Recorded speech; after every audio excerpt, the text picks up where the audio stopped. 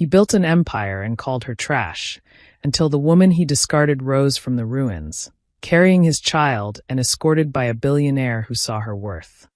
Hello family, welcome to True Life Stories.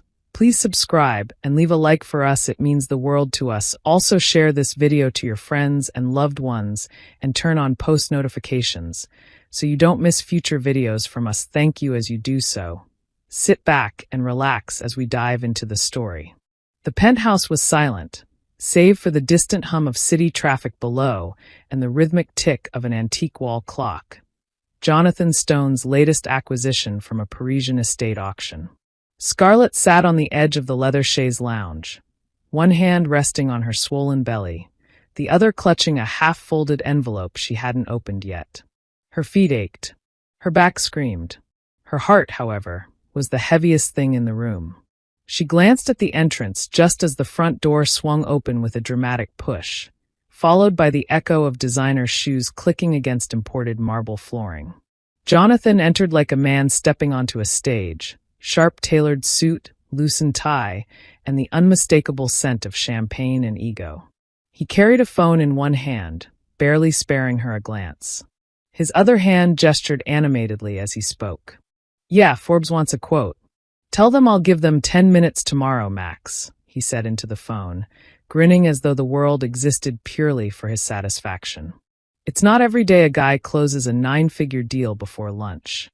He tossed the phone onto the credenza, peeled off his jacket, and finally turned toward her.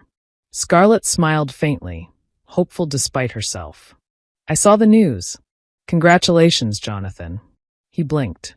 For a moment, he looked at her as if trying to remember what part she played in his life. Then he scoffed, walked to the kitchen, and pulled open the wine cooler. "Spare me the pageant smiles, Scarlett. We both know you had nothing to do with it." Her breath hitched. She straightened slowly, trying to shift the weight of her pregnancy, both physical and emotional. "I was just trying to be kind." "Kind," he repeated, now pouring himself a glass of Bordeaux. He took a long sip, his gaze settling on her, as if she were something unpleasant he'd stepped in. "You were the anchor, the dead weight I had to drag through law school, the one who begged me to stay when I had offers in New York and Singapore. And look at you now, barefoot, bloated, and waiting for me to throw you a bone like a dog." The words landed like slaps, each syllable sharp, calculated, unforgiving. Scarlett felt the familiar sting behind her eyes, but she refused to cry. Not in front of him. Not again. She rose carefully to her feet, hands instinctively moving to support her belly. "You used to love me," she said softly. "We used to talk about building something together. A life. A family." Jonathan laughed, cold and hollow. "I outgrew you, Scarlett. That's what you can't seem to understand. I built something. You just existed. Decorating our house and popping prenatal vitamins isn't contribution, it's charity." She blinked, stunned. "I gave up everything to support you." "No one asked you to," he snapped, now moving toward the hallway. "You did it because you didn't have anything else to offer." The silence that followed was dense, filled with every unsaid insult and buried resentment. He paused in the doorway of their once shared bedroom and looked back at her with a sneer. "You're not a wife anymore. You're a liability. Trash that came in a pretty box.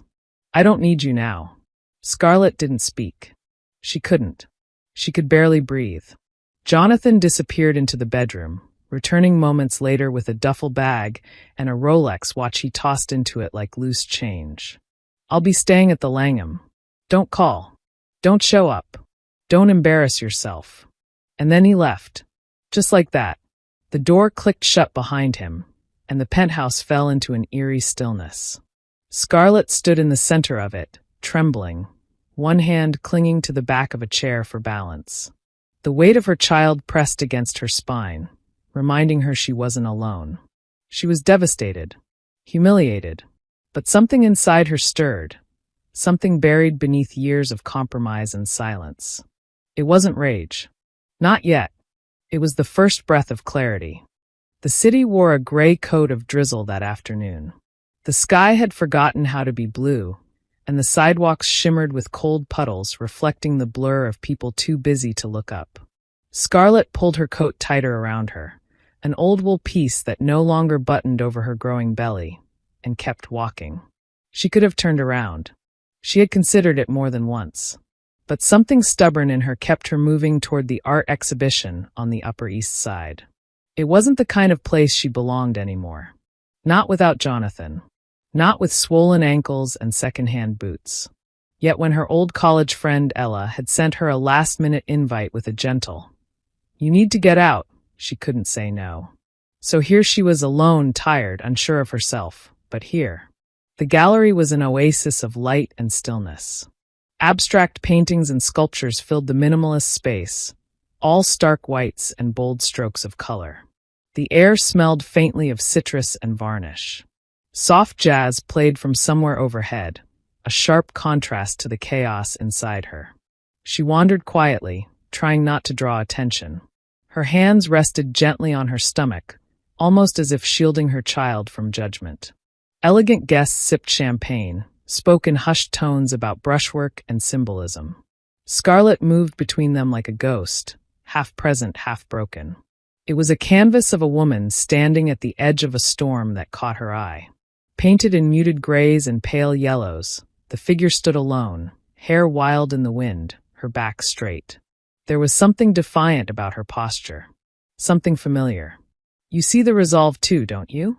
The voice was low, steady, and masculine, close enough to startle her. Scarlet turned and found herself facing a man who didn't look like he belonged either.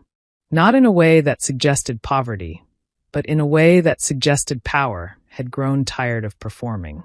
He wore a tailored navy coat, the collar turned slightly up, and he held his glass like he hadn't taken a sip in hours. His eyes, cool steel gray but kind, studied her without intruding. "I'm sorry," she said, unsure. "The painting," he replied, gesturing to the canvas. "Everyone else sees fear. I see resolve. Like she's about to walk into the storm, not away from it." Scarlet glanced back at the painting. Her lips parted, but the words got tangled somewhere in her throat. She felt suddenly seen in a way she hadn't in months. I think you're right," she murmured. He smiled, the corners of his eyes crinkling. "I'm Ethan, by the way. Ethan Blackwell." Her breath caught for a moment. She recognized the name. Blackwell Holdings. One of the few billionaires in the city whose money didn't come with scandal, or at least not the kind that leaked. "I'm Scarlet," she said softly. "Stone." Ethan raised an eyebrow slightly, but didn't press. "Pleasure to meet you, Scarlet Stone." There was a beat of silence. "You're not here for the art, are you?" he asked gently. She hesitated. Her instinct was to lie. Say she was just browsing. But she was tired of pretending. "No," she said, surprising herself. "I needed to be anywhere else. Even if it meant standing in a room full of strangers with nothing to offer but borrowed courage." Ethan nodded slowly, then stepped slightly closer. Not too close, not imposing. That kind of courage is rarer than you think. Scarlet looked down, suddenly self-conscious. "I'm sorry. I'm pregnant, overwhelmed, and clearly oversharing." "I don't mind," he said. "In fact, I'd like to listen." She looked up at him, confused. "I'm not trying to fix you," he added. "But something tells me you've been silenced too long. And that bothers me." Something in his voice was solid. Grounded. Not pitying, not performative. Just steady. So she told him. Not everything. But enough. She told him about Jonathan. About the betrayal. The abandonment. The words she still heard every night like broken records. She didn't cry. Not once. But her hands trembled. Ethan listened, not interrupting. His gaze never wavered. When she finished, she felt lighter. Not healed, but no longer hollow. "I don't know what I'm going to do," she admitted. "I'm scared." He nodded. "Good. Fear keeps us human. But what you do next, that's where strength is forged." Scarlet gave him a small, almost shy smile. "You're not what I expected." "Neither are you," Ethan said. Then, after a pause, "If you want out, Scarlet, really out, I can help." She blinked. "Why?" "Because I don't believe people like Jonathan should win. And I think you deserve more than survival. You deserve to build." Scarlett stared at him, unsure if she should trust what he was offering. But for the first time in months, she felt a seed of possibility stirring in her chest. And that night, under the muted lights of an art gallery in the middle of the city, a door quietly opened in her life. One that Jonathan could no longer control. The first call came the next morning. Scarlett sat at her small kitchen table in the two-bedroom apartment she had moved into after leaving the penthouse. Nothing like the glass-walled luxury she'd once known, but it was hers. A chipped mug of tea sat untouched in front of her. The city moved outside the fogged window, uncaring and loud. Inside, the silence was dense.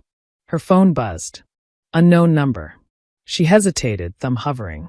Then answered. Scarlett Stone, a woman's voice asked, crisp and professional. Yes. My name is Maria Chung. I'm with Blackwell Legal Associates. Mr. Ethan Blackwell asked me to reach out. He said you're ready. Scarlett froze. Ready. The word echoed like a challenge. Yes. I think I am. Good. We'll begin preparing the initial filings for divorce. You don't need to worry about any of the financial logistics. Mr. Blackwell has authorized full support. We'll send a courier with documents this afternoon. He also requested that we arrange a private therapist and an OB/GYN of your choosing. Scarlett swallowed hard. That's very generous. Maria paused. He doesn't consider it charity. He considers it overdue justice. Scarlett ended the call with a strange cocktail of emotions swirling inside her. Gratitude, uncertainty, and the faintest pulse of empowerment. She wasn't a victim in a cage anymore. She was moving. She was choosing. 3 weeks passed in a blur of paperwork and firestorms. Jonathan didn't take it well. He didn't even pretend to be surprised when the divorce papers arrived at his firm. He laughed, arrogant and amused, until his legal team informed him that Scarlett wasn't just filing. She had legal muscle behind her. Powerful legal muscle. He had expected tears, begging, one final chance to watch her unravel. Instead, he found clean signatures and an air of detachment he couldn't understand. You really want to do this? He asked over a strained phone call one evening, his voice tight with disbelief. Scarlett's tone was calm. You already did. You'll walk away with nothing. No, she said almost gently. I'm walking away with everything you tried to destroy and couldn't. He hung up on her. The next day, news broke on several blogs that Jonathan Stone was involved in a particularly nasty divorce. Speculation swirled. His image, a family man, a driven visionary, began to tarnish. A few board members pulled private meetings. Scarlett didn't watch the headlines. She stayed focused on her own reconstruction. Ethan kept his word, quietly and without fanfare. He never hovered. Never made her feel indebted. He introduced her to his advisors, asked her what she truly wanted, not just for herself, but for her child. For her life. I want to open a center, she confessed one evening over coffee in his minimalist office. For women like me, who get abandoned, humiliated, left with nothing while the world keeps praising their husbands. Ethan didn't flinch. He simply nodded. Good, he said. We'll start with a feasibility study. Then a business plan. I'll put up the seed capital. You run it. Make it real. Scarlett stared at him. Why are you doing this? Ethan leaned forward, eyes steady. Because people like Jonathan think power is cruelty. But real power, is the ability to rebuild. And that's what I see in you. The divorce finalized quietly. Scarlett didn't attend court. She didn't need to. Maria handled everything. Jonathan fought, of course. Not because he wanted her back, but because he hated losing. But every move he made was countered. Every petty tactic disarmed. He signed the final documents at 11:43 a.m. on a Monday. Alone. Furious. And Scarlett, sitting by the window of her new office space above a bakery in Soho, watched the sunrise with her hands resting over her child and a faint smile tugging at the corner of her lips. For the first time in years, she felt free. Not lost. Not small. Free. The old Scarlett would have hesitated before stepping into a boardroom. She would have checked the mirror twice, second-guessed her thoughts, and waited for someone else to lead the way. But that Scarlett was gone. Now she adjusted the strap on her heels, ran a hand over her baby bump in silent reassurance, and pushed open the glass doors of the downtown co-working space like she belonged there. Because she did. The space Ethan secured for her wasn't lavish, but it buzzed with potential. Exposed brick walls, tall windows that let in swaths of afternoon sun, and a long oak table where her small team was already setting up laptops, mood boards, and coffee. Scarlett had personally interviewed every woman on her team. Most of them mothers, some survivors of similar pain, all of them dreamers. The project was no longer just an idea. It had a name, Scarlett Haven. A haven for women. For mothers. For anyone clawing their way out of the wreckage of a relationship, a reputation, or a past someone else tried to bury them under. Ethan came by occasionally, always respectful, always brief. He never spoke to her in a way that made her feel helped. He asked questions, listened to her ideas, and when she doubted herself, reminded her what she'd already survived. One evening, as the team packed up and left, Ethan lingered. "Did I ever thank you?" she asked quietly, standing at the window with the city lights flickering below. He raised an eyebrow. "For what?"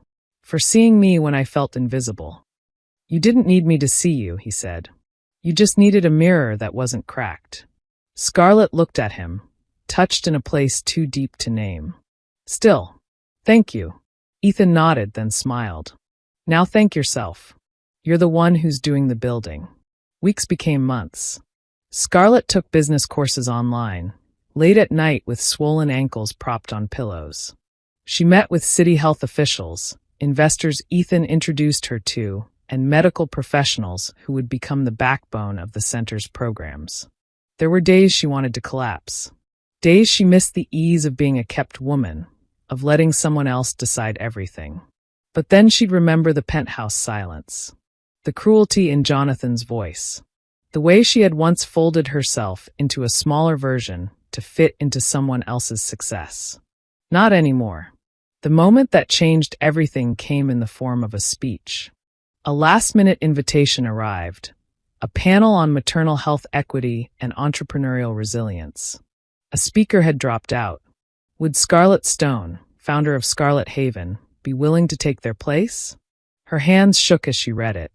She almost said no. Then she thought about the women who'd been discarded, who were sitting at home right now, broken, unseen, unheard. She stood before a room of CEOs, policymakers, and medical leaders 2 weeks later. 8 months pregnant, radiant in a tailored navy dress, her voice steady and sure. "I used to believe strength meant endurance," she began. "Staying quiet, smiling through the pain. But I've learned that real strength is choosing yourself after someone else decides you're no longer worth choosing." There was silence. Then applause. Afterward, reporters asked questions. Cameras flashed. People Googled her name. Not because she was Jonathan's ex, but because she had something to say. She wasn't a forgotten wife. She wasn't a discarded burden. She wasn't a symbol of someone else's fall. She was Scarlett. Again. And for the first time in a very long time, she didn't feel like she was surviving. She felt like she was living. The invitation arrived on ivory cardstock, sealed in gold wax and scripted in calligraphy.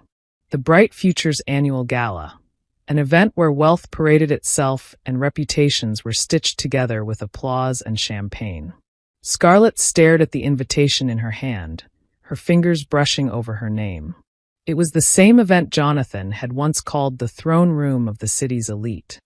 The same event where he had planned to flaunt Cassandra, the mistress he had replaced her with. The same event he had once told her she'd never be welcome at again. How poetic, she thought, as she set the invitation down and looked over at the man sitting across the table. Ethan Blackwell. Composed as ever, dark suit jacket tossed over his chair, sleeves rolled up, a pen in one hand and a spreadsheet in the other. "Do I go?" she asked quietly. He looked up. "Only if you want to." "I don't want to go to be seen," she said. "I want to go to be remembered." Ethan smiled, not with amusement, but with quiet pride. "Then I'll be honored to escort you." The night of the gala was a masterpiece of elegance. The Crystal Renaissance Hotel glowed like a jewel against the night sky. Valets in white gloves, orchestras behind velvet curtains, a red carpet unfurled beneath the city's elite. Inside, guests buzzed like bees in a chandelier-lit hive. Champagne flutes clinked, laughter echoed, and cameras swept across the ballroom. Jonathan stood at the center of it all. Dressed in a midnight blue tuxedo, Cassandra on his arm in a plunging silver gown, he looked every bit the billionaire power player. His smile was smooth, his laughter sharp. "This year's keynote speaker will be me," he joked to a group of investors, sipping from a crystal glass. Why let humility get in the way of truth? The crowd chuckled. But then everything stopped. The doors opened. Heads turned. Conversations trailed off like broken strings of music. She entered. Scarlett, 8 months pregnant, wrapped in a flowing black satin gown with a silver neckline that glimmered like starlight. Her hair was swept up, her posture regal, her gaze serene. On her arm was Ethan Blackwell, whose mere presence rearranged the energy in the room. Gasps. Whispers. Eyes widened, recognizing not only Ethan, but the woman beside him. The woman who had once been cast out like a forgotten relic. But she wasn't forgotten now. Every head turned. Cameras found her. Phones lifted discreetly. Scarlett walked slowly, each step deliberate. Not flaunting. Not performing. Claiming. Jonathan's glass froze halfway to his lips. His smile collapsed. Cassandra shifted uneasily beside him, tugging at her dress as murmurs swept the room like wildfire. "Is that? Wait, she's with Blackwell? She looks incredible." Jonathan finally moved, storming across the room, face flushed. "What the hell is this?" he hissed when he reached them. Scarlett turned to him, calm. "It's called a return." Ethan said nothing. He didn't need to. Jonathan's eyes flicked to Ethan, then back to Scarlett. "You don't belong here." She leaned in slightly. "You said that last time. But here I am. And this time, I didn't come alone." Her words were soft, deadly, and final. Jonathan clenched his jaw, his composure cracking like thin ice. The cameras nearby caught everything. When Scarlett and Ethan walked away, the crowd parted. Respectfully. Awed. Cassandra followed him back to their table in silence, her grip on his arm looser than before. By the end of the night, investors who had once fawned over Jonathan were whispering behind his back. The board chairman of his company politely excused himself mid-conversation and later handed his business card to Ethan. Cassandra said nothing the entire ride home. The next morning, she left without saying goodbye. Scarlett didn't need to gloat. She didn't need revenge. The gala had done that for her. She didn't raise her voice. She didn't demand anything. She simply arrived. In her truth. In her strength. In her rebirth. And the world took notice. The morning after the gala, the media was merciless. Billionaire Jonathan Stone snubbed by pregnant ex-wife and CEO Ethan Blackwell in shocking gala appearance. Power shift. Scarlett Stone's triumphant return turns heads at Bright Futures Gala. From Mistress to mess, Jonathan's PR nightmare begins. Jonathan sat alone at the head of a long mahogany conference table in his company's 40th floor boardroom, the headlines glowing back at him from the oversized screen on the wall. His assistants shuffled around nervously. His publicist, a woman who had long stopped pretending to like him, read the statements with clipped efficiency. "They're calling it poetic justice," she said flatly. "Some are speculating about insider investor losses. Scarlett's partnership with Blackwell is trending. We have 4 sponsorships pulling out of the next quarter's campaign. And Cassandra," Jonathan stiffened, "has made a statement. To Vanity Street. It's being picked up everywhere." He didn't ask what the statement was. He didn't need to. He'd seen the look in Cassandra's eyes the night before. The one that said you've lost more than just control. You've lost relevance. His jaw locked as the door opened, and one of his most prominent board members entered, eyes steely. "We need to talk." Meanwhile, Scarlett sat at a sunlit cafe across town with a notebook open and a pen poised between her fingers. She wasn't reading the news. She didn't need to. The real victories weren't written in headlines. They were in the emails pouring into her Scarlet Haven inbox from women around the country. Women who were thanking her. Women who were asking how to start over. Women who had found hope just by seeing her stand tall in that ballroom. She had become something more than a symbol. She had become proof. Proof that you could be discarded and still rebuild. That you could be called trash and still become treasure. That you could lose everything and find yourself in the rubble. Across the table, Ethan stirred his espresso. "You know what they'll say next," he murmured. She looked up. "That you're only here because I funded you." She smiled faintly. "Then let them come see what I've built." Ethan leaned back in his chair, impressed, not for the first time. "You're not afraid anymore, are you?" Scarlett shook her head slowly. "I was never afraid of failing. I was afraid of being nothing. But now I know, I was never nothing. I was just in the wrong hands." Back in Jonathan's world, cracks widened. His company's stock dipped subtly at first, then with sharper teeth.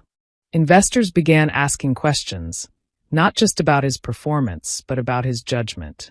His name had once meant aggressive growth. Now it hinted at personal scandal and instability. Worse, Cassandra's interview had confirmed everything the public suspected. He treated people like objects. He wanted to own power, not earn it.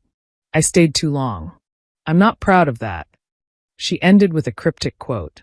"The woman he left behind is the woman who surpassed him. I admire her more than I ever admired him." The internet erupted. So did Jonathan. He trashed his office that night. Smashed a crystal decanter, shouted at 2 assistants, fired one of his interns for breathing too loudly. But no tantrum could reverse the public tide. He was no longer the story. Scarlett was. At a private networking dinner hosted by an influential VC firm, Scarlett's name was on the guest list. Not as a guest plus one, but as a speaker. Jonathan's wasn't on the list at all. In the quiet of his penthouse, the same walls that once made him feel like a king now felt like prison bars. The silence pressed in harder than ever. He watched a video clip of Scarlett's speech from the gala on his phone. The glow in her eyes. The effortless grace. The way people listened. He whispered the words out loud, almost to himself. "You're not a wife anymore. You're a liability. Trash in a pretty box." They echoed like a curse. He dropped the phone. And in that moment, Jonathan Stone, billionaire, empire builder, image chaser, finally understood. He hadn't just lost Scarlett. He had never deserved her. The rain came heavy that night. Sheets of water drumming against the floor-to-ceiling windows of Jonathan's penthouse. The glass streaked with the blur of city lights twisted by storm. He sat in the dark, wrapped in the silence he used to enjoy. Once it had symbolized control, peace, solitude. Now it felt like a vacuum, every corner of the space haunted by absence. Scarlett's laughter. The soft rustle of her feet on the hardwood. The way she used to hum to herself when arranging fresh flowers, even after sleepless nights. All gone. The untouched scotch in his hand trembled slightly as he scrolled through his phone. Another article. Another photo. Scarlett, radiant, standing beside a row of women outside the newly opened Scarlet Haven Center. The caption read, "From abandoned to unstoppable. Scarlett Stone launches NYC's first women's reinvention center for survivors of financial and emotional abandonment." There she was, smiling, not just posing. Really smiling. Not for him. Not for anyone else. For herself. He scrolled deeper. Pictures from the gala. Headlines. Public praise. Investor interviews. One of his former board members, now serving on Scarlett's advisory council. Another email from his PR firm marked urgent. More sponsors pulling out. Stockholders asking to reevaluate leadership. He didn't even open it. He just leaned back in the leather chair he once declared was throne-worthy, the irony now suffocating, and stared at his reflection in the black glass. What stared back was not a king. It was a man unraveling. For years, he believed fear kept people loyal. Money kept them tethered. Image kept them protected. But Scarlett had destroyed that illusion. She had walked away with nothing and made everything from it. And he He had walked away with everything and ended up with nothing. Even Cassandra, who once clung to him like a lifeline, was gone. Not even a note. Just an empty closet and a leaked story that painted him as an insecure fraud hiding behind his fortune. He had built his empire like a fortress. Now every wall echoed. The next morning, he received a single, unassuming envelope in the mail. Inside was an embossed invitation. It read, Scarlet Haven Gala, Inaugural Celebration, honoring women who rebuild from ruins. The handwriting at the bottom was hers. Not angry, not sarcastic. Simply, you always said I was good at throwing parties. Thought I'd invite you to one of mine. He laughed, bitter, breathless. He didn't know what stung more, that she had sent it, or that she had no intention of letting him matter ever again. Later that night, alone again, he opened an old photo album from their early days. A smiling Scarlet in a yellow sundress. The day they signed the lease on their first apartment. Her surprise birthday cake. A picture he took of her sleeping, hand on her belly, peaceful. He closed the album, eyes wet. Not because she left, because he made it easy for her to go. And because now he realized too late, she had never been his weakness. She had always been his strength. The gala hall pulsed with quiet elegance. Cream-colored drapery swept from gold-trimmed ceilings. Chandeliers flickered like stars, and the room was filled not with titans of industry, but with women. Strong, radiant, battle-worn, and rising. Each one had survived something: abandonment, betrayal, silence, shame. And now they stood together, their presence a silent rebellion against every voice that had told them they were not enough.